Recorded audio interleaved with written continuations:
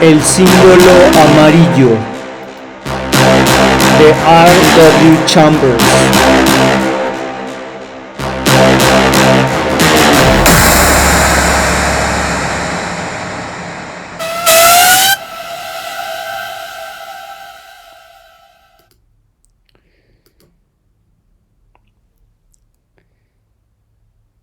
La acción inicia en un estudio y en un atrio de la iglesia. El personaje principal es Scott y aquí nos dicen que es un pintor. Él está con su modelo que se llama Tessie y está concentrado en su trabajo cuando algo le llama la atención en el atrio de la iglesia. Y entonces él ve al sereno de la iglesia con cara agusanada y lo perturba bastante y se lo comenta a Tessie. Entonces Tessie mira al sereno y comienza a narrarle a Scott un sueño que tuvo de un sepelio en el que veía un ataúd y podía ver a Scott dentro de él y que no podía salir, y el que iba manejando la limusina que lo llevaba era el sereno de la iglesia, ese hombre con cara gusanada. Después de que sucede esto, de que le cuenta a Tessie el sueño, Scott siente como curiosidad y le pregunta a Thomas, el botones, que quién es esa persona que está ahí enfrente en el atrio de la iglesia y que se ve así como con cara terrible. Y entonces Thomas le cuenta que pues un día ellos estaban afuera y estaban muy cerca del atrio, y entonces se acercó ese hombre y trató de decirles que se les quedó mirando durante un largo rato, y pues la mirada lo empezó a incomodar a Thomas, y Thomas fue a reclamarle, y cuando le estaba reclamando el sereno trató de sujetarlo, y entonces Thomas forcejeó con él y le arrancó un dedo, o se le rompió un dedo al sereno, y eso fue lo que lo hizo correr de ahí, pues porque se sintió un tanto amedrentado, asustado, porque se le hizo muy raro que pues que a alguien se le rompiera un dedo de esa manera tan fácil. Al día siguiente vemos que Tessie le comienza a comentar a Scott que está saliendo pues que se encontró a Ed Burke, y que él era el hermano de una amiga de ella, y que pues que las había invitado a tomar un helado. Y entonces Scott bromeó con ella de que si andaba con él o que si tenía algo que ver con él, a lo que ella pues respondió que no. Y después sucedió que Tessie miró a Scott y entonces le confesó que le gustaba mucho. Y entonces pues acabaron besándose. Scott besándose y teniendo algo más. Y Scott le regaló un vestido, y Tessie, para corresponderle, le regaló un broche de onix que se había encontrado en la calle después de que tuvo ese sueño tan extraño. Después de que le da el broche de onix, que se lo pone, pues empiezan a tener como curiosidad, y entonces Scott se acerca a su librero y descubre que hay un libro del Rey Amarillo, pero él menciona que él nunca lo había visto, pero al mismo tiempo menciona que él nunca lo había querido leer. Entonces pareciera que es como contradictoria esa parte, pero, pero lo menciona de esa manera. Entonces le pide a Tessie que lo alcance, pero le dice que no lo abra.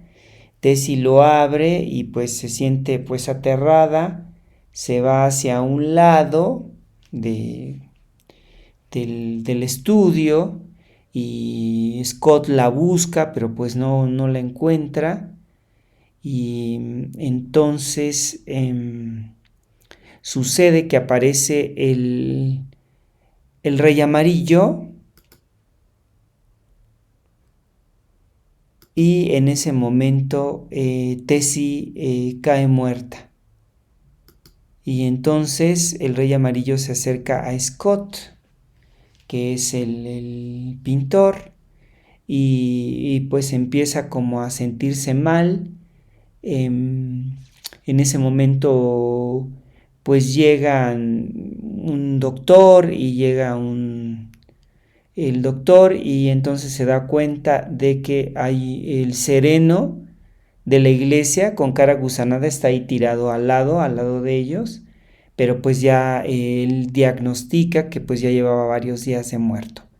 Y Scott pues está agonizante, ya en sus últimos momentos pues nada más se da cuenta de esta parte. Entonces, como podemos ver, esta anécdota es muy sencilla. El autor nos va llevando por toda la historia, pero pues sí omite como muchas descripción física de los personajes, debido a que en cierta forma pues no la necesita para que avance la acción.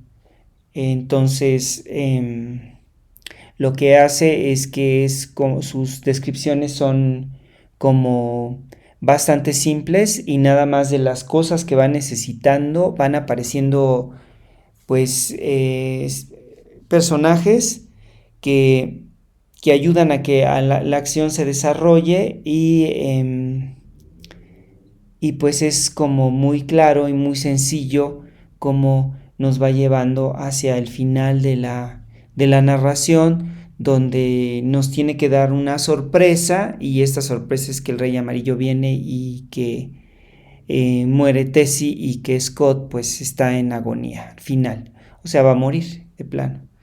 Entonces es una historia muy muy sencilla que tiene muy poco, muy pocas descripciones tan largas como habíamos visto en la otra, en la de Algernon Blackwood, en la que pues ahí se había como una serie de descripciones, pero eran descripciones no más bien físicas, sino eran descripciones de los sentimientos y de la manera de pensar del personaje principal.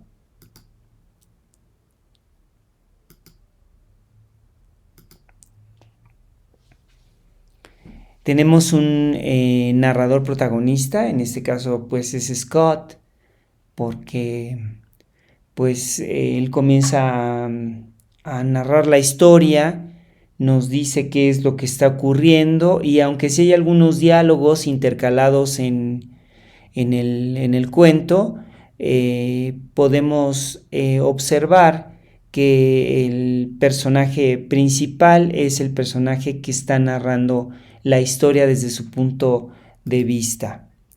Por lo tanto, pues tenemos una focalización interna porque es el personaje el que está narrando lo que él está experimentando o lo que él está viendo nada más. No tenemos otro narrador, aunque él habla acerca de la modelo de Tessie, pero pues en realidad la menciona y de repente pues hay algunos algunos diálogos, ¿no? Pero a final de cuentas, pues es un narrador protagonista porque él es el que está llevando la, la narración y es el que nos está hablando acerca de lo que está ocurriendo. Entonces lo tenemos narrado en primera y tercera persona del singular. Nada más aquí sí hay que aclarar, como en la otra narración también teníamos la primera y la tercera persona del singular.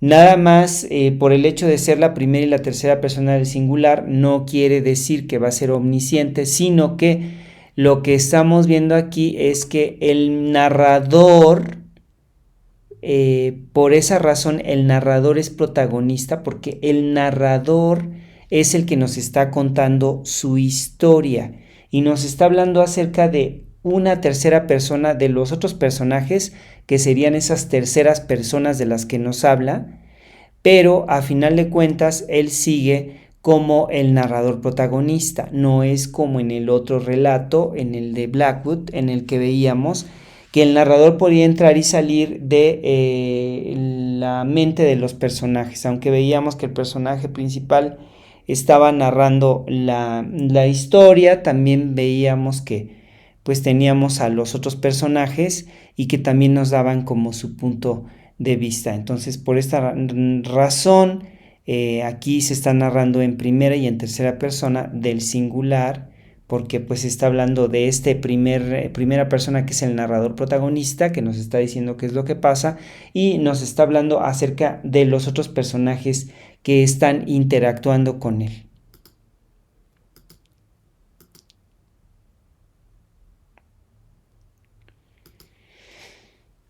Y pues aquí hay que hacer notar que, a diferencia de Blackwood, Chambers es más directo en la descripción de las acciones. No se entretiene mucho en las sensaciones del personaje, sino que es más efectista. Con la aparición de los personajes, la acción se desencadena por la aparición de un personaje, en este caso el sereno, después por el broche de onix y enseguida por el libro amarillo, para finalizar con el hombre amarillo. Su narración es más sencilla, pues no tiene la elaboración de Blackwood, que a diferencia de Chambers, Blackwood crea una atmósfera con los sentimientos y las sensaciones del personaje. Chambers no se entretiene con la descripción detallada de los personajes, solo da los elementos esenciales para que la narración avance. Nos indica cuáles son las acciones que van haciendo los personajes y que indudablemente ayudan a que el relato esté en movimiento. Por ejemplo, nos dice que la cara del sereno parece agusanada, que era un joven de la cara pastosa, enfermiza, y realza la fealdad del sereno con distintos adjetivos. Esto lo hace precisamente pues para el efecto de repugnancia que hay en todos los personajes que tienen la relación con el sereno, pues vemos que sí hay una cierta repugnancia hacia la apariencia del sereno, ¿no? Y también de que describen que parece que les da la impresión de que ya está muerto, ¿no? En algunos personajes. O cuando, por ejemplo, se pelea con el botones y le rompe el dedo, ¿no? Se le rompe el dedo y parece pues que ya está en estado de putrefacción. Entonces esto es lo que utiliza Chambers, que es muy distinto de lo que habíamos visto con Blackwood. Y vamos a ver con los otros escritores que hay también diferencias muy claras que vamos a ir haciendo notar para que no haya confusiones. Pero vean que, por ejemplo, en este relato es mucho más breve de lo que era el de Blackwood, porque pues obviamente pues necesita menos extensión para poder desarrollar toda la historia.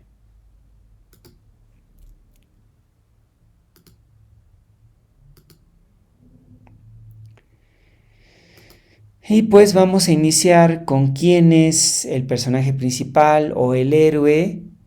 qué es lo que el héroe quiere, cuál es ese objeto deseado, que es descubrir el secreto del signo amarillo. ¿Y eso por qué? Pues porque, le perturba el sueño y el de Tessie, ¿no? Y por otro lado, tenemos al destinatario, que es para qué quiere descubrir el signo amarillo, para lograr tranquilidad. Tenemos a los ayudantes, que es Thomas, Tessie, y estos son los ayudantes. Y por el otro lado tenemos al oponente, que es el sereno aguzanado, que lo ponemos como oponente porque es el que le causa repugnancia, el que lo incita de alguna manera a buscar algo en los sueños de Tessie y en los sueños del mismo, cuando él mismo se ve en el sueño que va en el ataúd y él puede ver todo lo que ocurre fuera a través de una ventana, la ventana de la carroza. Y pues entonces tenemos aquí bien claro que el personaje principal es Scott, el oponente es el sereno, los ayudantes es Thomas y Tessie. El objeto es descubrir el secreto del signo amarillo, y el destinador es porque perturba el sueño y el de Tessie. El destinatario es para lograr tranquilidad. Y pues aquí ya tenemos claramente cómo se está llevando a cabo la acción. Y pues la historia transcurre en aproximadamente 4 días. Y pues es un poco más breve el análisis que se puede hacer acerca de este cuento, debido precisamente a que su extensión no es tan larga como el del Blackwood, pero pues ya veremos más adelante algunos otros que tendrán diferentes características y que vamos a ir haciendo notar para que ustedes puedan contestar las preguntas de su cuestionario.